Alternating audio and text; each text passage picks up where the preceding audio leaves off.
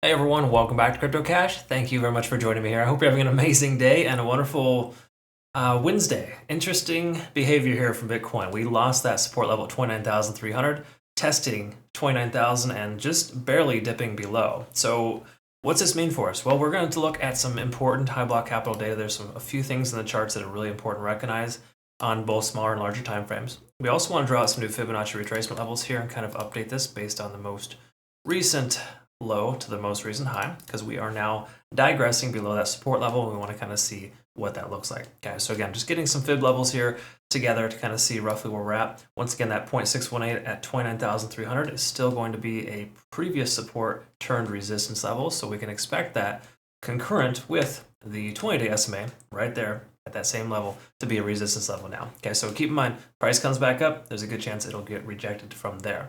Again, we'll talk about that and much more, but generally speaking, that's where we're at.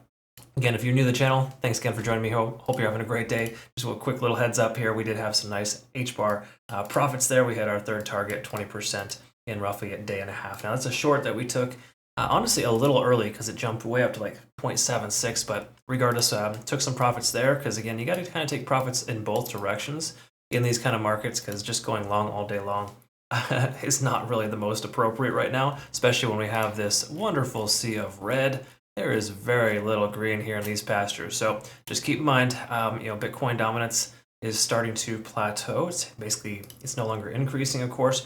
It's basically decreasing at this level, which is interesting because we're going to see how altcoins behave as a result of that. But for right now, we got that natural knee-jerk reaction where the price action of pretty much everything is dropping like a rock. So it's a lot of fear, uncertainty, and doubt right now with this 29,000 level. So we'll talk about that. Okay, so let's do this. Just jump into the high block capital data stuff here first. And just to preface, if you're new to the channel, we do have a summer sale going on, Summer Sale 23. Link down below if you're interested in becoming a Crypto Cash member. Again, for those signals, trading academy, community, the whole 9 yards, it's all available on discount this month in August. Just a heads up. All right, so just to double check here, what we want to talk about is a few things. First of all, let's go ahead and go out to the daily here and kind of see what's going on here. First of all, to clarify, I got Bollinger Bands up here, and I want to kind of show you something here. In other words, anytime we see the price action start to compress on the Bollinger Bands, it's almost always a recipe for an explosion in either direction. Now, I'm not saying the price is just going to drop from here, but if you see any time in its history where the price action gets really tight with the Bollinger Bands, it usually will take off in either direction. So ideally we go up from here, but generally speaking, we're testing this lower level. So hypothetically, the moment or the current momentum is down, but I wouldn't expect the prices drop super hard. I still think we got a good support at 28.5, but it wouldn't be surprised if we see that level retested. In fact, 28,700 is a key level support based on a lot of liquidation levels, which we might see that here soon. Okay, so heads up on that. But regardless, that's kind of where we're at there on the larger time frames. So we can kind of see here too, if we look at some of these liquidation levels, we can see here more recently, we've got a 28,600 as an approximate level there for support, as well as a resistance closer to about 30,300. So again, still range bound in that little range there, but generally speaking, we're starting to see those stop losses coming into place here, or basically just limit orders that are being closed at 28.6. Okay. All right. So that's kind of the big picture there. What we want to look at here is liquidations too. We don't have a tremendous amount of liquidations just yet, but more longs are getting liquidated than shorts. Big surprise. We can also see whales are extremely active here today.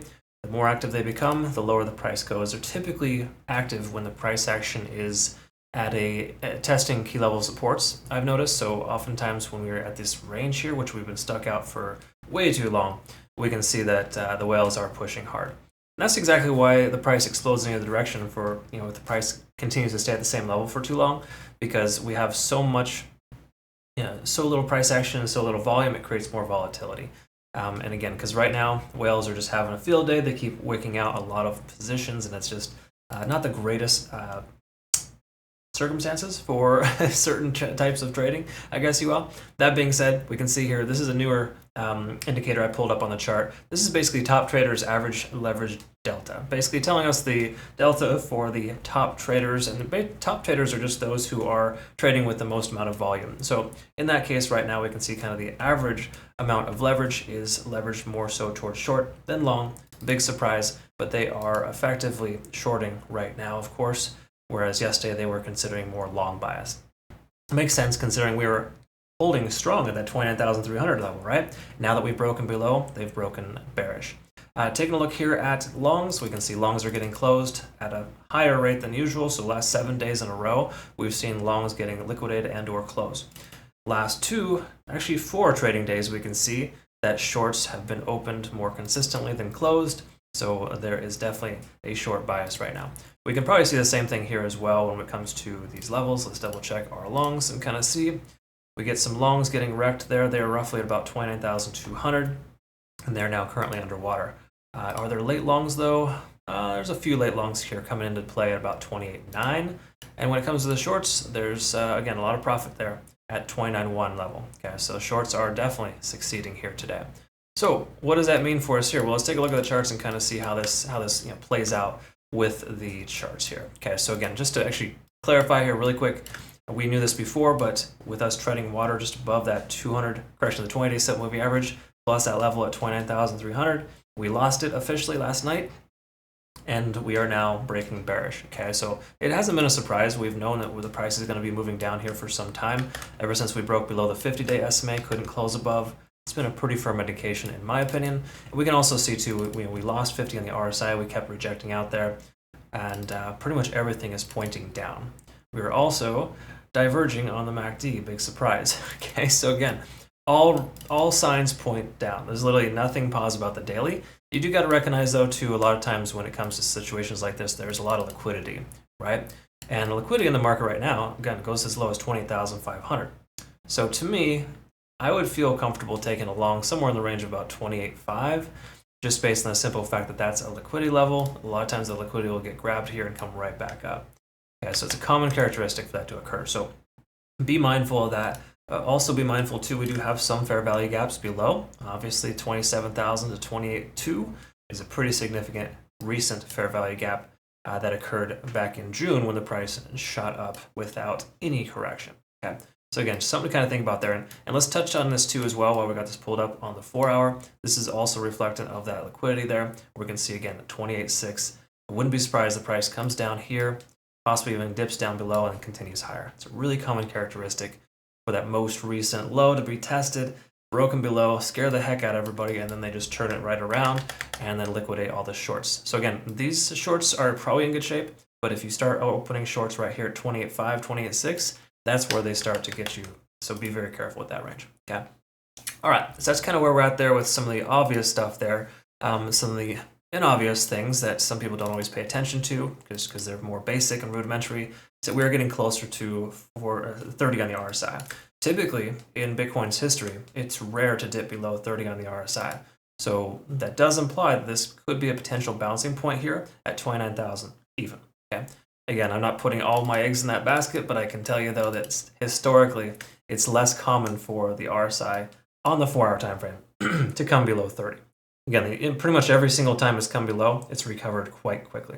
In fact, just take a quick look here at some of these examples. Here is a below 30 RSI, and here's a testing 30 RSI.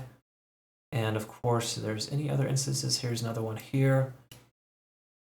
You can see the price action will inevitably rally back. It may not be a massive rally, but it is enough to notice. Majority of these increases are somewhere in the range of 5 to 6%, depending on the circumstance. Okay, so that's some pretty solid consistency there from Bitcoin. So again, by no means am I telling you to buy the dip because we hit 30 on the RSI and we're bouncing, but traditionally we are going to bounce when we hit those levels. Coincidentally, we have a lot of volume support right at this range. You can see a lot of that, basically the secondary volume support is right here at about 29,000. So again, most volume amount of accumulation, though, just to kind of be clear, is right here exactly at about 29,200. And that is roughly the last, 1 month's worth of trading. We've seen the most amount of volume at 29.2. So keep this in mind. Now that we're below that level, that could very well work as a resistance. And that's a really common characteristic too. All the more reason probably why we're seeing a lot more shorts being opened now as well. So am I short biased? Yeah, a little bit. I would say that, shorting the current level may be a little risky, but if you were to play it tight, you could probably get a wick all the way down to about 28.6, 28.7. But I would say that 28.6, 28.7 is that liquidity grab. That's an area in which I'm going to be interested in taking a long position. So if the price does come down any lower, I'm going to be interested in that. That being said, let's be patient, folks, and finish this up here. We can take a look at TD sequential. We're at a 7 right now, kind of getting overextended to the downside. No surprise if we're at 30 on the RSI. We're also testing 30 on RSI on the daily, which I don't use as often, but that is a good confirmational factor, letting us know that we are getting to nearing the bottom. We can also see here on Ichimoku Cloud, now that we've broken that range, we are effectively on the right side of the track. So if you are shorting right now, you're in good shape. But I wouldn't recommend holding the short open for tremendously longer, if that makes sense. Because again, the way that it's been behaving, we've been range bound, and until we break either range, either 28.7 or 30,300, we really truly can't expect the price to continue in that direction. There's a good chance that the price will bounce and recover between here and 28.7. That said, if you have a short position open, this is telling us you can hold it open for a little bit longer, but that door is going to come to an end here within about 12 hours or less, and it might be advantageous to consider taking some profits if you're in profit right now. Again, you never go broke if you take profits. We actually have a funny saying in our community about that. It's humorous because it seems it's so rhetorical, right? Like, how are you profitable if you don't take profits? It's just kind of one of those things. So again, generally speaking here at this point, absolutely all signs are pointing down, but you got to recognize I got a lot of liquidity between 28,700 and 29,000, that there's a good chance that this is getting closer to the bottom. I'm looking for a long closer to about 28.7. That's my personal outlook there. So I'll go ahead and set alert there so I can be notified. But generally speaking, at this point, it's best to kind of wait on the sidelines. There's a reason why I've only sent one swing trade signal the last couple of days if you're a community member. Mainly because we don't want to overdo it. We want to make sure that this direction is going to turn itself around. And right now the direction is still pointing down. So if you're considering shorting anything, short some alts right now, because that's basically where we're at right now. But you got to recognize too, if this is the bottom, a lot of alts are going to recover quickly. But you got to recognize also that alts have been bleeding out pretty hard and pretty steady. So there's a good chance they could continue, right? So a lot of different schools of thought there. To me right now, I'm just going to wait on the sidelines for a good opportunity. I got some alerts set, waiting to find the right entry. So I hope the same for you as well. Remember, sometimes no trading is good trading, and the best thing you can do is kind of strategize and try to find some good entries instead of jumping in and wishing you hadn't or had done so. Just be careful when you buy these dips. Again, this could be the very bottom. Based on RSI and a few other factors, there's a decent chance this price could recover from here. But everything else is telling us it wants to come down. You be the judge. Let me know down below in the comments if you are taking a long position here. You're going to wait for lower.